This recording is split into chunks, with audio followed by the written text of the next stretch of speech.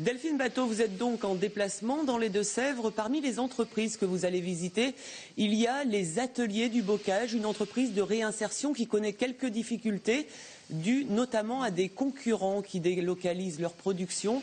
Alors Jérôme Villain et Cédric Cottaz ont rencontré le directeur des Ateliers du Bocage qui nous fait part de cette problématique. Regardez. Nous allons démarrer un nouvel atelier, une nouvelle activité dans la téléphonie à partir du 1er juillet.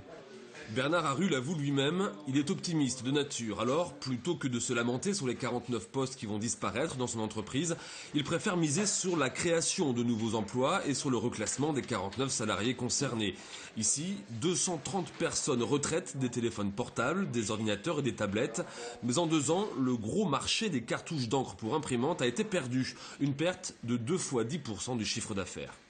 Comme toute entreprise, on subit des phénomènes de concurrence et de délocalisation, parce que c'est là où effectivement les différences sont les plus flagrantes et les plus compliquées auxquelles on a plus de mal à faire face. Quand vous avez un pays d'Europe qui rémunère à 1,50 € de l'heure des salariés, on a effectivement un peu de mal. Face à cette concurrence jugée déloyale, Bernard Arru souhaite donc faire passer un message à Delphine Bateau qui visitera les Ateliers du Bocage ce vendredi, favoriser autant que faire se peut les entreprises solidaires et à développement durable. On peut considérer qu'un appel d'offres qui privilégie l'économie circulaire, donc qui évite du gaspillage d'énergie, de pétrole, de transport, cet appel d'offres soit privilégié par rapport à une réponse d'appel d'offres qui délocaliserait et utiliserait des frais de transport qui n'ont pas lieu d'être. L'enjeu est d'importance. Il s'agit ni plus ni moins de préserver l'emploi dans un Nord-de-Sèvres durement touché ces dernières années.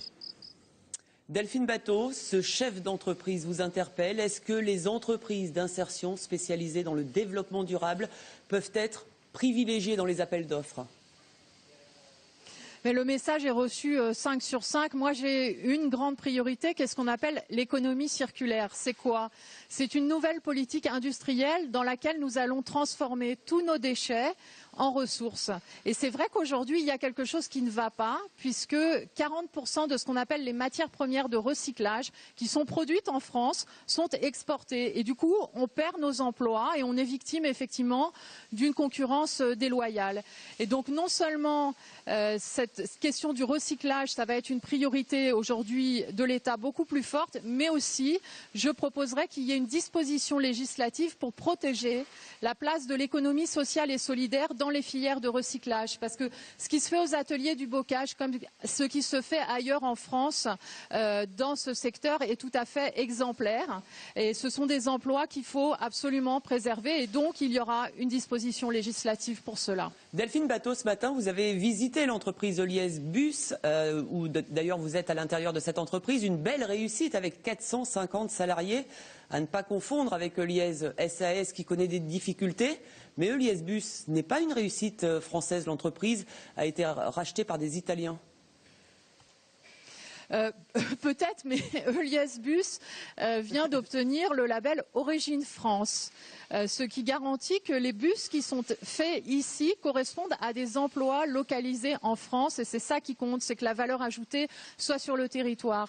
Je suis venue effectivement à l'invitation du député Jean Grelier, qui se bat, qui fait beaucoup de choses pour ce territoire et qui voulait me montrer, c'est une première européenne, qui voulait me montrer aujourd'hui le nouveau bus hybride de Oliès Bus, qui est un bus qui va pouvoir rouler à des moments donnés entièrement sur l'électricité sans aucune émission de diesel ou de particules. Merci beaucoup Delphine Bateau d'avoir répondu en direct à nos questions ce midi.